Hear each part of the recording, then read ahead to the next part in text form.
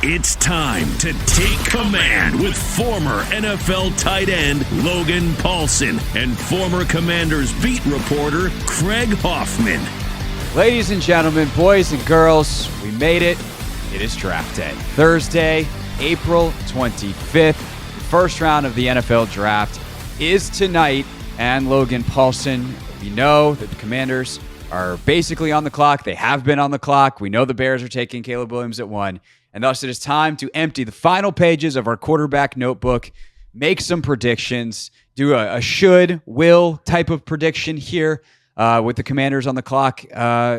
Basically, again, they'll officially be on the clock later. It's worth mentioning, every single pick of the 2024 NFL Draft for the Commanders will be live on the Team 980, so make sure that you check it out there on your radio or on the free Odyssey app.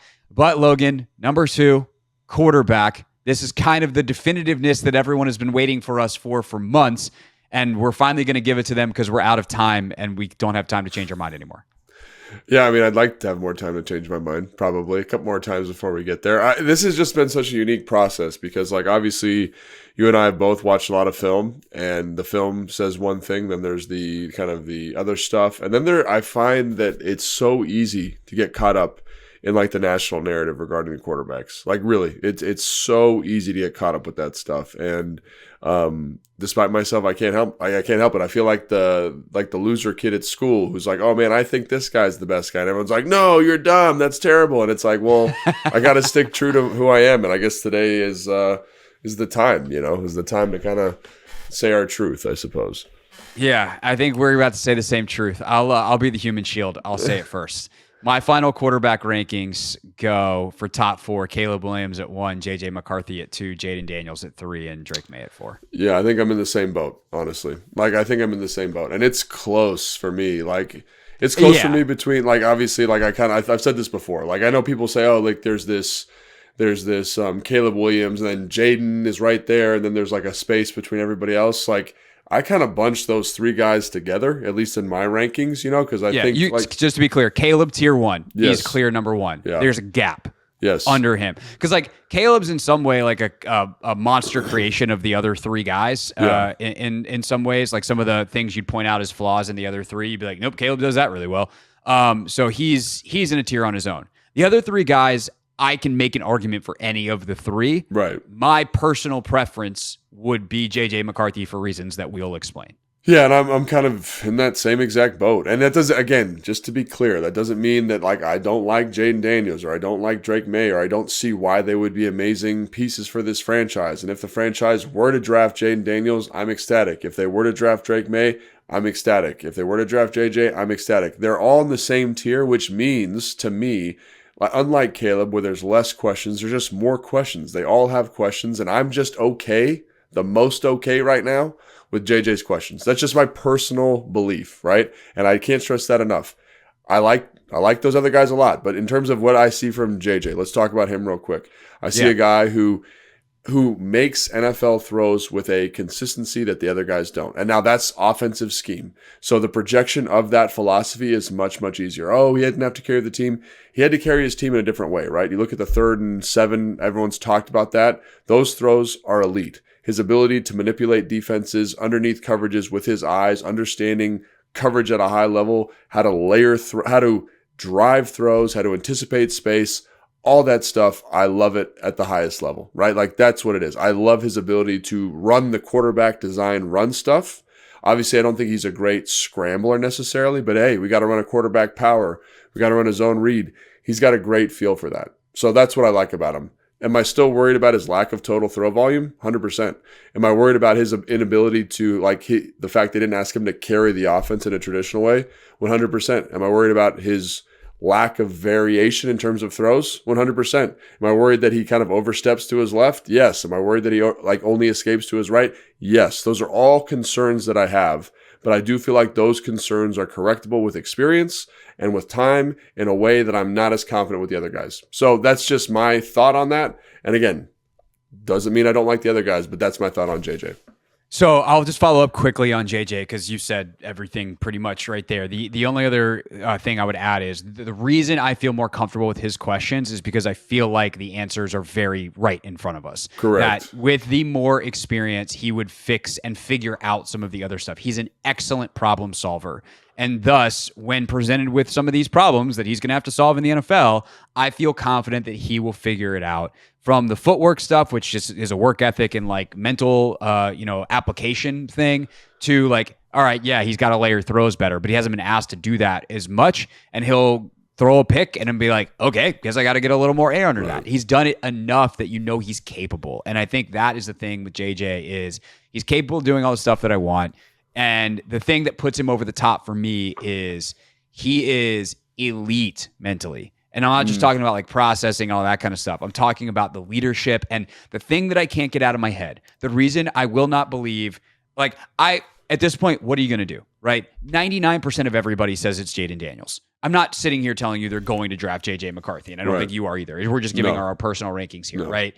The reason I will hold out the 1% and be like, okay, it really is Jayden. And who, by the way, is also really elite as a dude. Yeah. But when you're talking about building a people-first, like dude-centric organization in the way that Dan Quinn and Adam Peters have talked about, JJ McCarthy fits that to a T. And that is the thing I can't get out of my head. Now, the talent and all of the football stuff that Jayden Daniels does that we're going to talk about in a second, and by the way, his work ethic and everything also fits that almost to a T. Right. It's just that JJ is so high level in that stuff, and he's so good as a quarterback that there's not the deficiency to be like, yeah, he's a great dude, but he can't play. No, he can play. Yeah. That's the thing I just can't get out of my head when it comes to Washington and JJ, and why I would want JJ. But the other two do not lack in any meaningful way in those categories, even if they're not A++ like JJ is. I think that's the thing is like this year, especially. Like, usually something comes out, oh, this guy's got a weird personality quirk or foible that doesn't line up. I mean, everything I've heard about every one of these guys is that they're elite. Like JJ's like leadership, his ability to kind of motivate people, highest of the high, right? Then you look at Jayden and like his work ethic. Like I keep getting stories from people that I've talked to about his work ethic. I'm like, this guy's a robot. And I want that part of my program. I want that part of my organization. And then Drake Maye, the same type of thing. Like the competitive edge to him is something that I can't shake, right? They talk about how, like, hey, I got to be the first one to open up the door. Like everything in his life, he's hyper competitive. And I love that. And so the fact you got 3 good dudes that are good at football at this spot that all have their question marks, right? I think makes this decision that much more challenging. And I was talking to one of my buddies the other day, a guy, like one of my mentors, and he just was like, when it's this close, you got to go down to like, who's got that dog? Who's got the competitive spirit and fire? And when I look at these guys, like he's like, that's how you differentiate people. But I was like, I don't know them well enough to differentiate them, honestly. You know what I'm saying? I think that's why it's so tough. And you've heard stories about all of them having it. You might be looking at 3 dogs. Right. And I like when I watch Jayden Daniel play, like his tape screams dog to me. And I know people talk about him taking these big shots. Like I see a guy versus Alabama who breaks 2 tackles and dives over the end line for a touchdown. Like that dude wants to win so bad and got to have it situations 2 minutes before half. Like all of these moments, he's the guy that says, I'll make the play. And he's sitting in, he's taking hits versus Missouri versus unblocked pressure, delivering a dime to Malik Neighbors down the field. Like, that gets you juiced. And I love that about him. And that's why, to me, him and JJ are, like, so close. Because that ability to make plays, that ability to, like, elevate the offense with your legs, like, that's excellent. Like, watching him versus Alabama, I don't want to say is all you need to see because you got to watch him versus Missouri too, who's that's also an excellent defense, but he's elevating that roster. That's a good roster, making plays against some of the best defenses in college football. And it's the SEC. Like, dude's so impressive to watch. The thing that I cannot shake with him is just how simple the offense is. And it's not his fault, but it's like, how do you handle something that's more complicated and more layered? And with JJ, the offense is complicated and layered. With Jayden, it's not quite there yet. That's the version of the question with JJ, where with JJ it's but his throw volume is so low. Right. With Jayden, it's like his throw volume's high, but damn, some of these are pretty easy reads and simple throws to dudes that are freaking ballers. Yeah. And so that's the question. Again, it's how comfortable are you with those questions and how requisitely available are you to project the answers? And I think with Jayden, the calculation that the Commanders are apparently making is like, yeah, but he did it, and we're pretty sure that he can continue to get better. And I think that's where I've changed on Jayden and why maybe I went Jayden, Drake, Jayden, kind of between those two and throughout the process is the more you learn about Jayden, the more I think we've undersold his ceiling.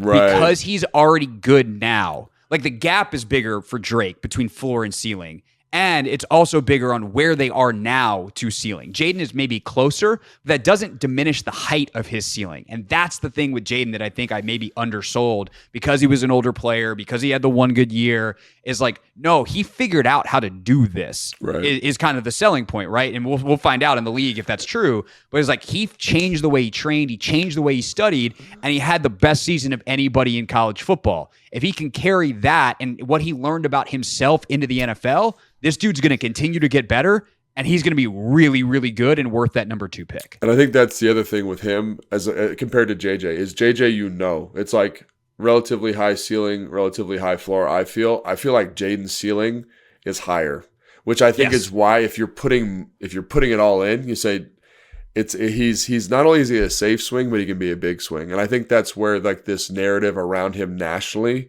is kind of coming to the forefront as him being the guy at number 2. Because to your point, he's gotten so much better. Think about all the adversity he had to face over his career, right? He had the COVID year. He had like a kind of an exploding program at Arizona State. He gets to LSU, new coordinator this year, right? Like every year he's handled adversity and he's still managed to develop and grow as a prospect and as a player. And so I think that's where Jayden's resume is almost impeccable. It's the offense, and it's not his fault. But I just have a really hard time looking at him running. Like I had a coach call me talking about how much he loved Brian Thomas Jr. And I was like, and we're talking. It's like the one problem I have with Brian Thomas Jr. is he only runs 5 to 7 routes the entire season.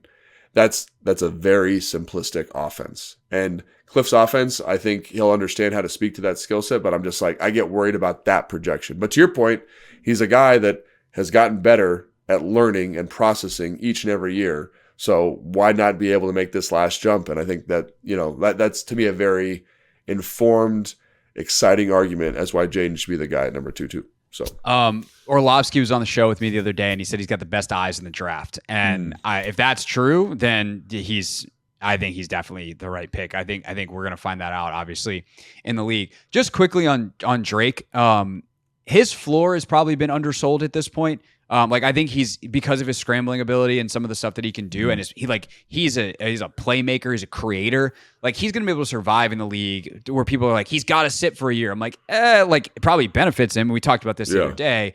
But the thing with him and why he's third of this 3 for me and 4 overall is because it's not about the height of the ceiling and the floor; it's the likelihood to actually get there. Right. And some of the flaws he has, really, I just have a hard time being like, yep, that's gonna get better. And maybe he's next Josh Allen or Patrick Mahomes where it does and it fixes, and you're like, damn, we missed on the next great one. But I think that is the thing for me. It's not that I don't see the ceiling and see why people like Nate, Tice, and Trevor Sikkema, and really smart people who I like, Mina Kimes, like him. I don't know that he's actually going to reach that ceiling. Yeah, I think the thing is, I was talking to my producer, just the guy Jason, on the Ticket to the Draft podcast, and he does a great job with his film evaluation, and we talk almost every day about the draft, kind of like you and I do, Craig. And the thing that came out to me, it's like he does at his best, he does everything that you want. The reservation about Jayden is like, man, how well does he throw over the middle of the field? Like all this kind of stuff, which are totally relevant points.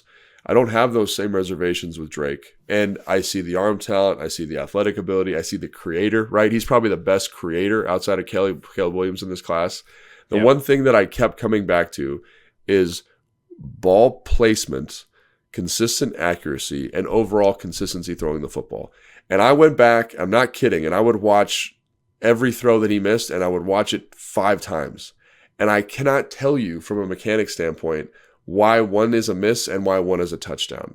And that is something where I'm like, if he doesn't know, and I don't know, and other people that I've talked to don't know, then where does the correction come?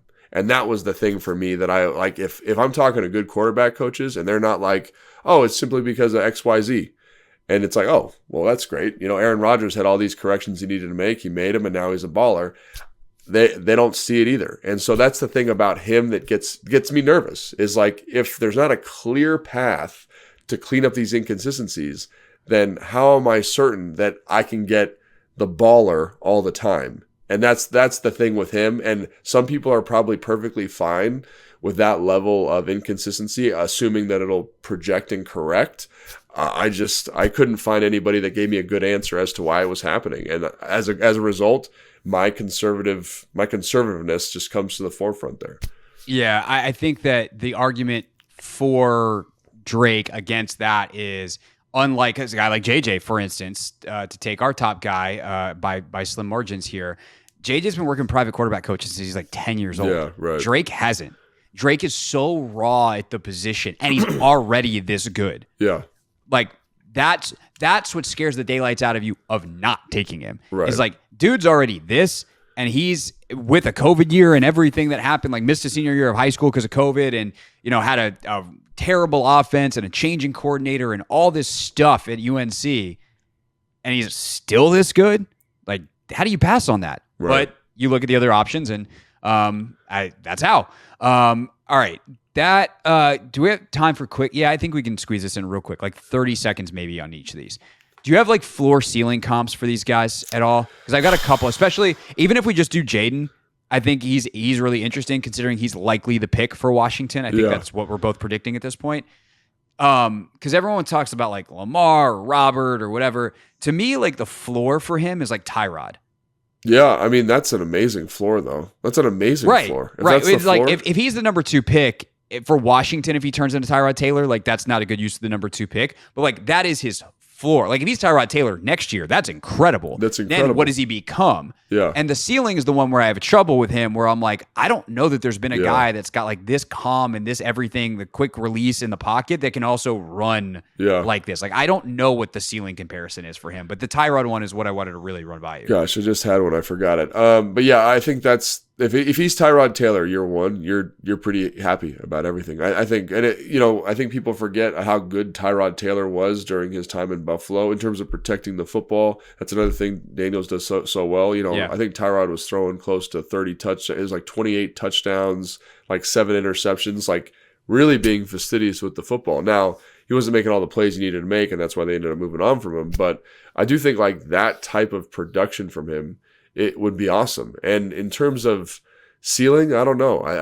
It's such a unique player because of that ability. And again, if his eyes are as good as Orlovsky says, if his ability to see the middle of the field is as good as everyone says, we haven't seen it on film, but these are coming out of LSU, all these reports and stuff. I mean, like the sky's the limit. He could be an excellent football player. And I think that's ultimately why if I'm Adam, if I'm putting myself in Adam's shoes, as much as I like JJ, the ceiling for Jayden is there. And just like the ceiling is there for Drake Maye, the problem is the floor, right? The floor isn't Tyrod Taylor with him. And I think the likelihood of reaching the ceiling. Yeah, 100%. And again, that's not to say if they draft Drake Maye, I'm going to be stoked. Like I'm going to be really excited because he can do a lot of really fun stuff. It's just like if I had to make the pick, gun to my head, that's what I'm going to do. Yeah, it's Jayden, which is what we did yesterday or 2 days ago in the mock draft. I'll close with this anecdote real quick. Mike Tirico was on the show yesterday, and he got to know Brian Kelly really well doing the Notre Dame games when Kelly was there, and he's checked in with Brian a couple times during the season, and basically Mike was like, the way they talk about Jayden is the way that you want to talk about your franchise quarterback. Like the CEO, like he's that dude. And so that's why I feel great of what we think is going to happen tonight, which is that the Commanders will take Jayden Daniels, number 2 overall. Feel great about it. We'll have some live reaction afterwards, so make sure you're subscribed on YouTube at the Team 980 at 1067 The Fan. Might pop that one at Craig Hoffman as well. And then if you can't join us live, that'll be in the podcast feed tomorrow. For Logan, I'm Craig. We have officially survived draft season. Off we go into tonight. Thanks for watching this clip of Take Command, which has a brand new home. That's right. You can watch on YouTube at the Team 980. You can also listen to full episodes in the free Odyssey app, which is now enabled with Apple CarPlay. So we'll just, follow you around.